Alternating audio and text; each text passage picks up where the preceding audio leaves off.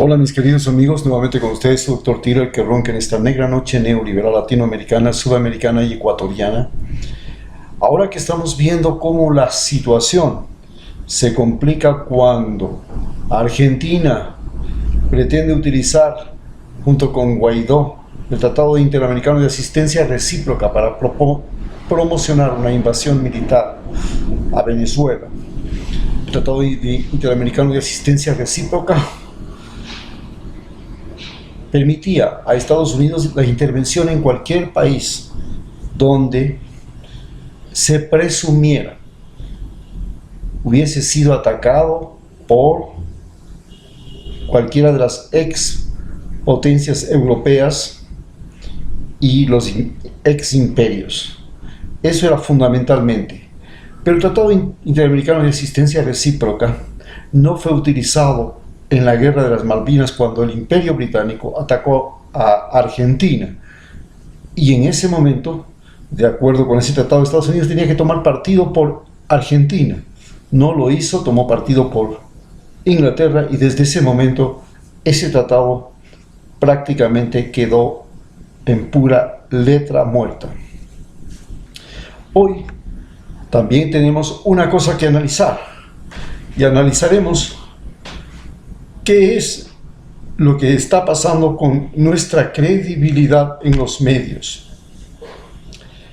Prácticamente llevamos 12 años en los que hemos aprendido a no creer en los medios de comunicación, especialmente en los medios de la televisión y la prensa. La radio todavía conserva su margen de credibilidad para todos los ecuatorianos, porque la radio todavía no ha sido totalmente copada por los grandes capitales.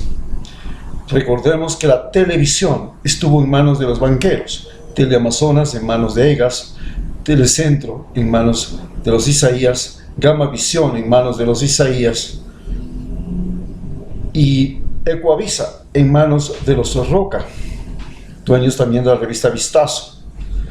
Esto nos hizo a nosotros creer que lo que decía el canal de televisión y lo que decía la prensa, los Mantilla, que eran dueños del diario El Comercio, y ahora es dueño un mexicano, guatemalteco, de apellido González, y los dueños del Universo, eran la palabra de Dios sobre la tierra. Ya no existía la palabra de Dios como en la época de la colonia, que se emitía desde las iglesias.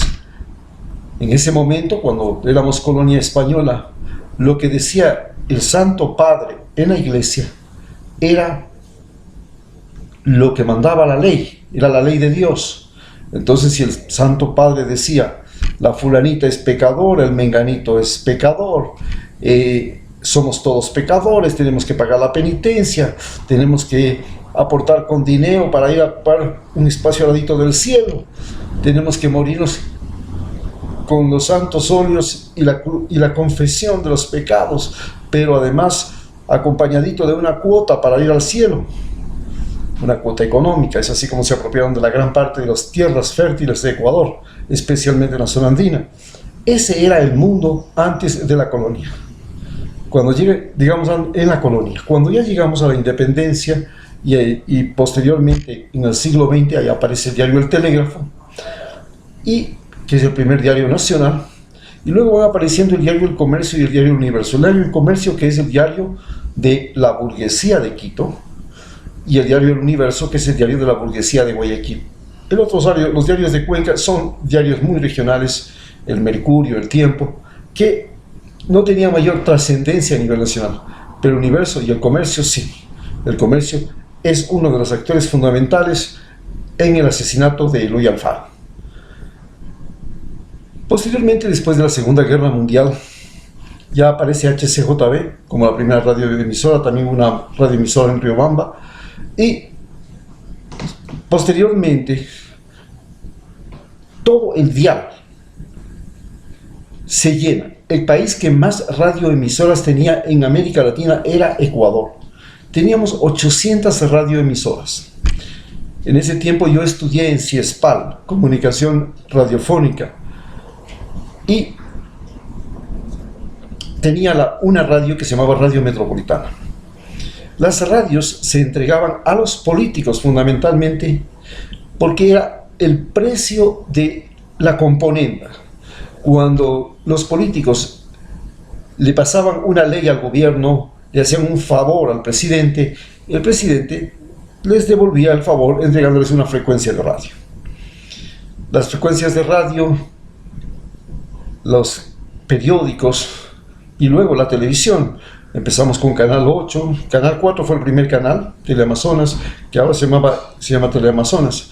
Luego empezó Canal 8 y después ya vinieron Gamavisión, o sea, y Telecentro, y vinieron otros más, RTS, Canal 1, que era RTS al comienzo, y luego ahora pues ya hay Canal 1 nuevamente. Y así estos canales llegaron a tener un alto rating de sintonía, pero desde que llega Rafael Correa y cada sabatina comienza a cuestionar cómo se maneja la información en Ecuador y comenzamos a entender que las facultades de periodismo formaban periodistas que eran mercenarios de los medios, que tenían por finalidad dorarle la píldora al dueño del periódico para hacer parecer cualquier cosa que se imaginase el dueño como libertad de prensa y además como verdad absoluta. De esa manera fuimos y comenzamos a ser engañados por los medios de comunicación, que inclusive eran los que se disputaban las elecciones. Ellos ponían y quitaban presidentes, alcaldes, prefectos, asambleístas, diputados, senadores, todo lo que había en este país. El gran negocio, el boom, eran las fechas de las campañas electorales. Ahí las radios que apenas sobrevivían tocando lo que se llama moliendo música, moliendo discos. Llegaban las elecciones y lograban compensar los gastos y salían bien libradas para poder sobrevivir hasta el año siguiente. En cambio, la prensa escrita tenía los anuncios, los clasificados, que eran el sustento fundamental de su existencia, más la venta y circulación del diario. Actualmente, si usted va por la calle y pregunta en la avenida Amazonas cuántos diarios se vendieron del Universo en un puesto de revistas, en un puesto de diarios, encontrará que no se venden ni 4. De Universo es a Diario del Estado, de la línea de Lenín Moreno. ¿Cuántos diarios del comercio se venden entre semana? Se venderán 10.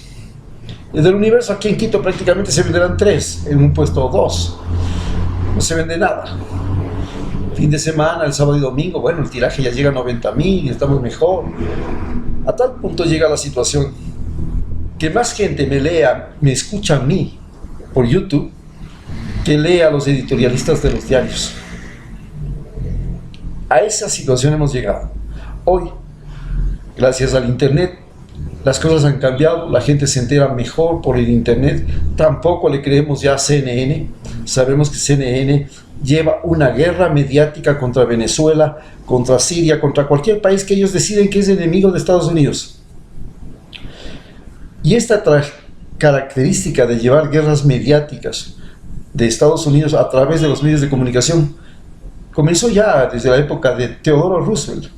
Entonces, Pulitzer y Hertz, dueños de los dos más grandes periódicos de los Estados Unidos, libraron una guerra por vender periódicos utilizando la guerra de Cuba con Estados Unidos para hacerlo. Fue el primer momento en que se dieron cuenta que las guerras eran el mejor momento para vender periódicos. Desde ese momento, cada guerra que Estados Unidos participa es el momento de la gran venta y la gran sintonía por televisión. La guerra de Irak, la guerra de Libia, ahora la guerra de Venezuela, la guerra de Siria, han sido los momentos en que más sintonía han tenido los canales. ¿Cómo fuimos entonces perdiendo la credibilidad de los medios? Porque simplemente los medios, la libertad de prensa y la verdad de los medios era lo que decía el dueño del medio. Había linchamiento mediático, entonces se hizo una ley de comunicaciones en Ecuador en que se rechazaba el linchamiento mediático y se hizo un sistema para otorgar frecuencias de radio, frecuencias de televisión, porque eso es propiedad del Estado, se llama espectro radioeléctrico. Y también se hizo un consejo, una superintendencia de telecomunicaciones que tenía la finalidad de registrar cuando un medio de comunicación decía mentiras, falsedades, hacía linchamiento mediático.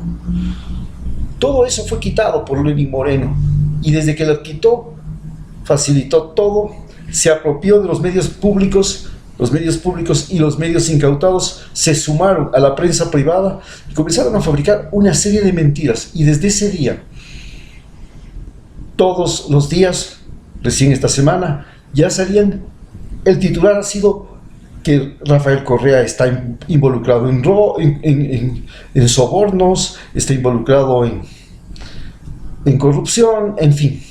Nunca se ha probado nada. Pero es el primer titular del periódico. Esta semana fue que ya estaba involucrado con otras 20 personas en corrupción, en sobornos. Pero aquí, basta con que esté la acusación es sentencia.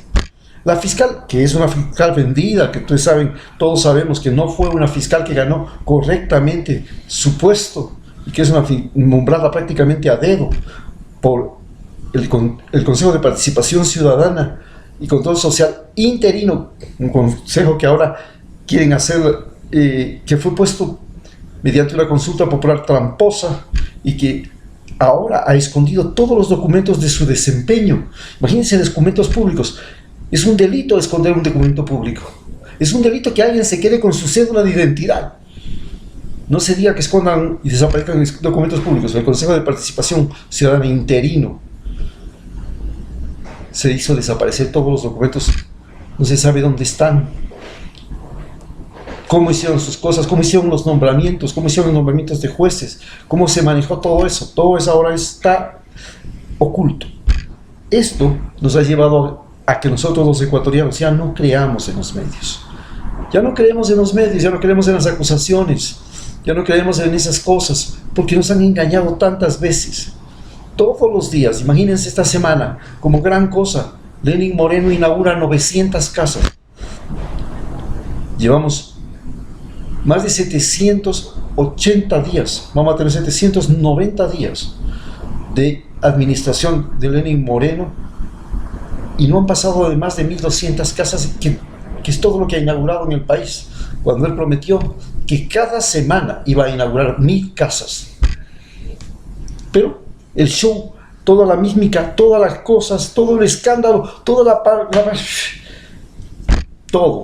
porque nos han enseñado a través de este sistema a no creer en los medios. Hoy la gente donde realmente está aprendiendo a creer, y en lo que cree es en lo que dice YouTube. Muchas gracias.